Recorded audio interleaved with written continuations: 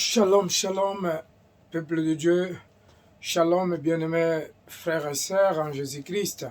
Je vous bénis, soyez bénis, soyez bénis. Que la paix de notre Seigneur Jésus-Christ soit avec vous, bien-aimés. Je vous bénis au nom puissant de Yeshua Mashiach. Alléluia, le Dieu de gloire, le Dieu qui opère des produits et miracles. Bien-aimés, j'aimerais vous parler aujourd'hui, dans cette 10 minutes ou 15 minutes de cette vidéo, en direct, et pour vous dire que le thème d'aujourd'hui déjà que nous allons parler, c'est si nous sommes morts, donc nous sommes morts et ressuscités en Jésus-Christ. Donc dans le 2 Timothée chapitre 2, versets 11 à 13. Nous allons prier d'ailleurs. Seigneur, je te bénis, je te rends grâce parce que tu es bon Dieu. Merci Seigneur pour tout ce qu'il t'a fait. Merci pour ton amour, merci pour la souffle de vie, merci pour ton amour, pour ta grâce. Merci pour mes enfants, je te remercie et te rends grâce. Merci Seigneur pour mon être, pour mon esprit. Merci Seigneur pour mon corps, merci pour ma femme et pour ma famille. Je te loue et je te rends grâce. Merci Dieu d'amour parce que tu es Dieu, Yahweh. Dirige-moi dans ton esprit. Conduis-moi Seigneur. Oh Dieu d'amour, parle-moi Seigneur Père de gloire, car tu es Dieu de miséricorde.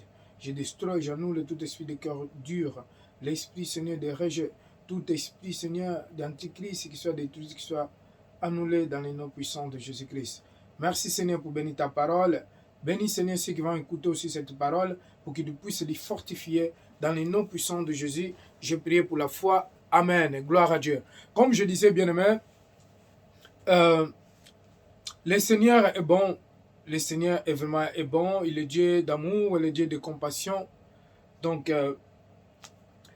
il nous aime tellement et Dieu il veut nous parler. Donc là, je reviens dans les réseaux sociaux encore parce que le Seigneur vraiment il veut que nous puissions continuer à parler de son nom, nous puissions continuer à enseigner la parole, même un verset, deux versets. Donc là, je vais être encore un peu plus, vraiment plus dans les réseaux sociaux, quel que soit dans la journée ou le soir pour annoncer la parole de Dieu.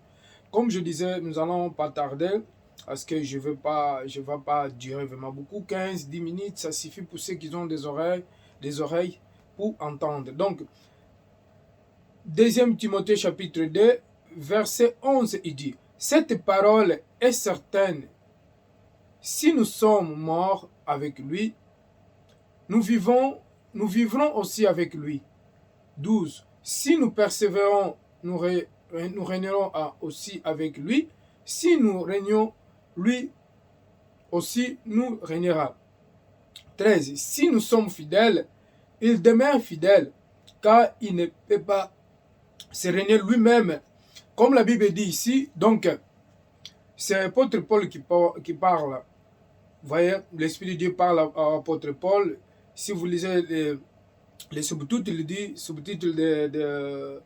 dit, dans le 2 Timothée chapitre 1, là il dit, infidèle soldat de Jésus-Christ. Donc, un fidèle soldat de Jésus-Christ.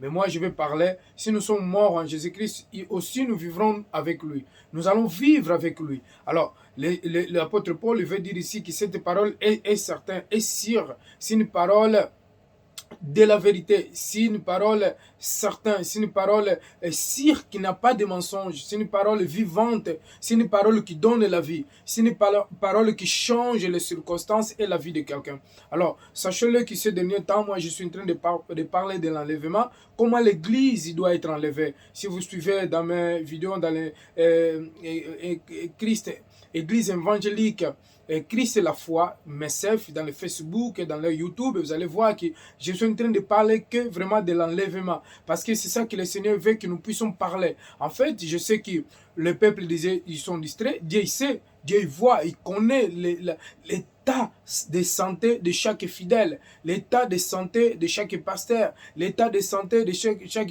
serviteur, l'état de santé de chaque fidèle. Alors, ce que Dieu veut, et que nous puissions être sûrs que cette parole est vraie, que nous puissions être sûrs qu'il y aura l'enlèvement, que nous puissions être sûrs qu'après la mort, nous allons vivre une nouvelle vie en Jésus-Christ. Nous ne pouvons pas être, que nous ne soyons pas comme ces personnes qui sont des païens, qui sont dans le monde, qui ne connaissent pas qu'après la mort, il y a quelque chose qui va se produire. Oui, après la mort, il y a la vie éternelle. Après la mort, on aura une autre vie nouvelle en Jésus-Christ. Et ici, il dit que cette parole est certaine, cette parole est vraie. Et si nous sommes morts avec lui, si nous sommes morts en Jésus-Christ, nous allons aussi vivre avec Jésus. Si nous sommes morts en Jésus-Christ, nous allons vivre avec lui. Mais maintenant, et qui tous les chrétiens ou tous les fidèles en Jésus-Christ, est-ce qu'ils meurent vraiment avec Jésus-Christ? C'est ça la grande question. Est-ce que toutes les personnes, ils sont préparées pour l'enlèvement? Est-ce que tous les chrétiens, ils sont vraiment préparés, ils sont vraiment reçus Jésus-Christ de vrai et ils marchent avec le Jésus-Christ? Est-ce qu'ils sont enracinés en Jésus-Christ? Est-ce qu'ils sont vraiment attachés en Jésus-Christ? Est-ce qu'ils demeurent dans la parole de Dieu, dans la doctrine de Jésus-Christ? Est-ce qu'ils se sanctifient et se purifient? Est-ce qu'ils se préparent pour l'enlèvement? C'est ça le grand problème. Parce que le grand problème, ce n'est pas croire seulement en Jésus-Christ. Ce n'est pas seulement accepter Jésus-Christ comme Seigneur Sauveur. Mais le grand problème, c'est vraiment se préparer pour être enlevé et pour aller en rencontre de notre fiancé, pour aller en rencontre de notre mari, pour aller en rencontre de Jésus-Christ pour l'annonce de l'agneau. C'est ça le grand problème. Aujourd'hui, les chrétiens, ils sont fatigués. Les chrétiens, ils ont pris le temps de prier, ils ont pris le temps de lire la Bible, ils ont pris le temps de prendre quelques minutes pour prier, hein? Mais parce que les chrétiens, ils sont fatigués, ils disent, mais le Seigneur Jésus-Christ, ça fait longtemps, il va venir, mais il ne vient pas. Mais quand est-ce qu'il va venir? Mais bien aimé, Jésus, il a tout à dire, il a tout dit.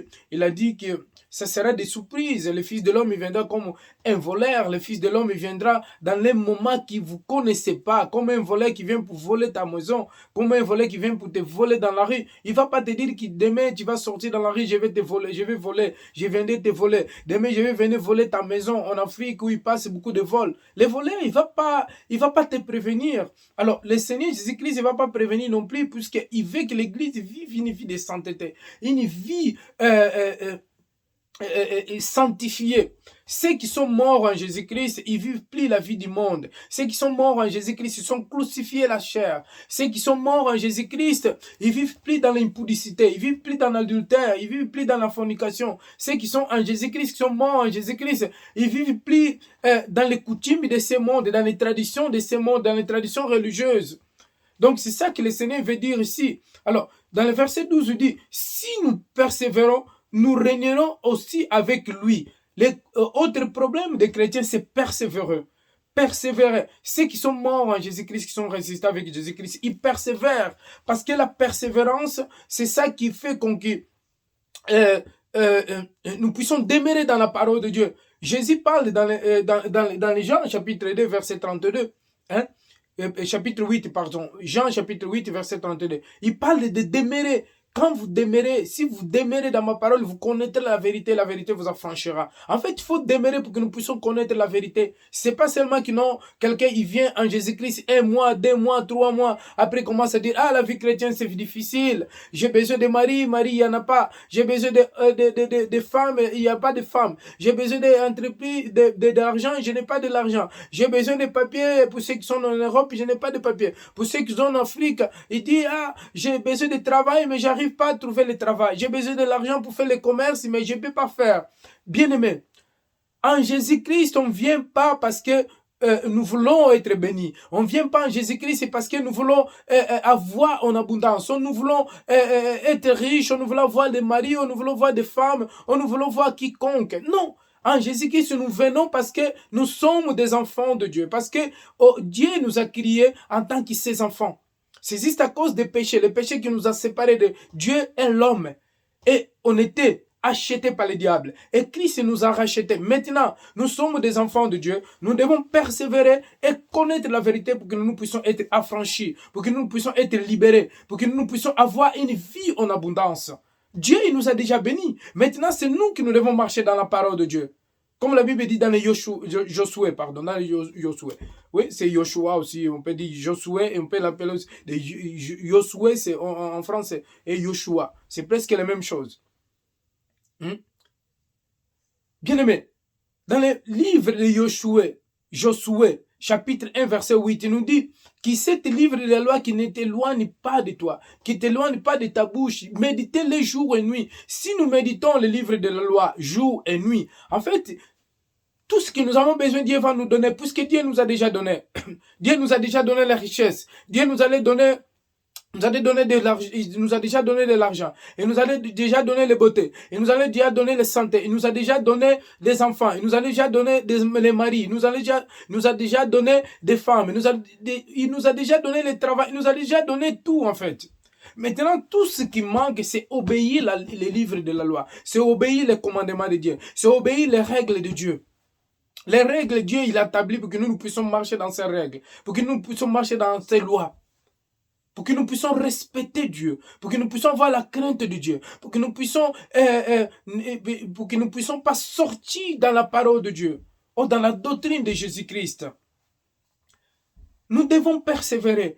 Un chrétien qui persévère pas dans la parole de Dieu, tu ne peux pas aller loin, parce que c'est tout ce que Dieu veut que nous persévérons.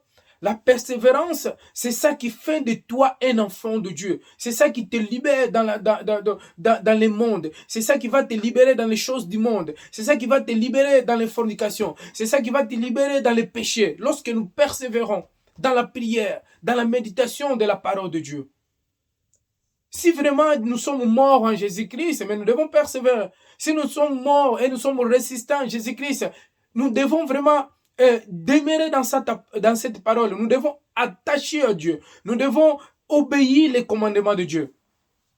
Les chrétiens disent, oh, je peux faire le péché, Dieu va me pardonner. Je vais demander pardon, Dieu va me pardonner.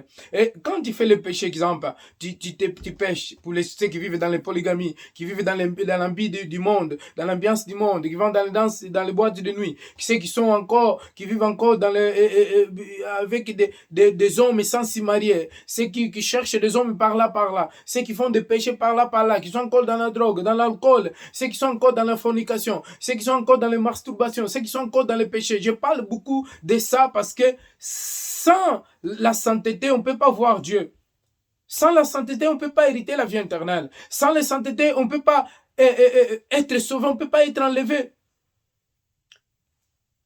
Quand tu vas pécher, exemple, un homme, il va dormir avec une femme qui n'est pas sa femme. Il va faire une polygamie, un adultère ou une fornication. Quelle que soit une femme ou un homme.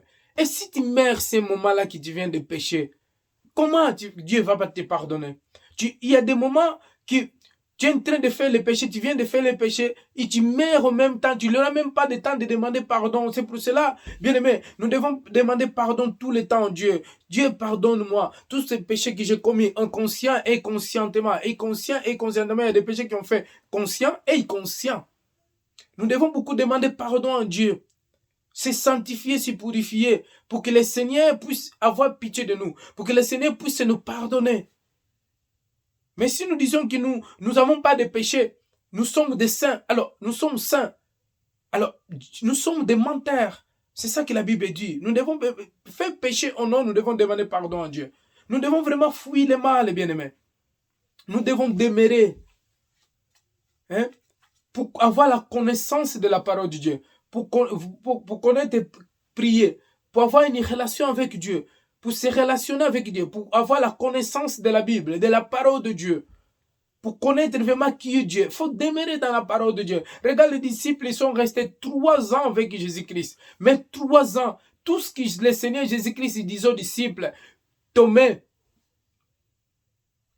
quand le Seigneur Jésus-Christ dit quand les disciples sont dit que Jésus l'a ressuscité, le Seigneur Jésus l'a ressuscité. Mais Thomas dit, si je ne mets pas mes doigts où il y avait le clou, je ne vais pas croire. Mais pourtant, le Seigneur Jésus-Christ parlait de ça plusieurs fois. Le Fils de l'homme va être crucifié. Le Fils de l'homme va mourir 3 jours ou 3 nuits. Il va ressusciter. Le Fils de l'homme va mourir. Le Fils de l'homme, il est venu pour souffrir, pour mourir, pour être crucifié. Mais Thomas et les autres disciples, ils ne sont pas crus. Même ces 2 disciples d'Emmaüs, il y avait encore des autres qui ne sont pas écrits dans la Bible, qui ne sont pas écrits, qui ne sont pas gardés, qui ne sont pas écoutés, ce que le Seigneur Jésus-Christ disait. C'est la même chose aujourd'hui, les chrétiens, ils n'écoutent pas. Mais bien aimé, veux-tu être enlevé? demeurer dans la parole, méditer la parole, chercher une vie sainte, une vie de sanctification, une vie de hors de péché.